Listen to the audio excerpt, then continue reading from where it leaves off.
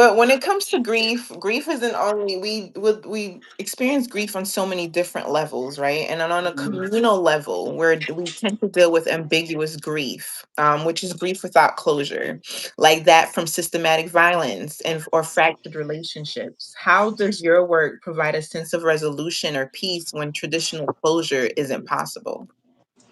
Again, like I stated before, what we're going through in this United States of America, we're looking at, historically going back to life before we had rights.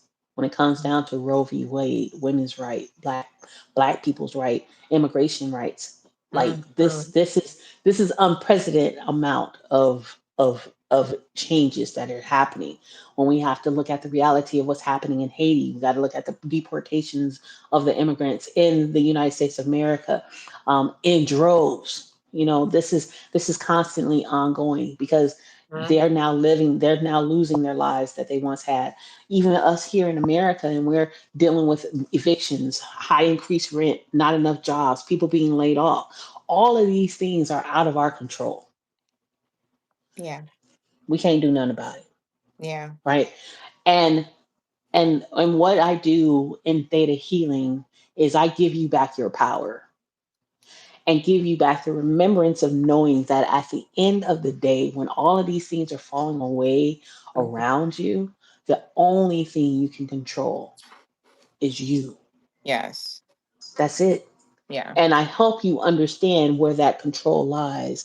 And I help you understand like how to utilize that control in that one-on-one session, or if you join any of the classes that I have, or if you check out any of the stuff that we do on TikTok and all of our social media pages. Hmm. This is what I give to people. And I think that that gives them the help in resolving that constant ambiguous loss. And also, even though traditional closure, like when you go to a therapist, I am not knocking therapy. I am 1,000% for it. But there are a lot of questions that go unanswered, and you feel like you don't have the empowerment to move forward. And I give you back that empowerment during our session.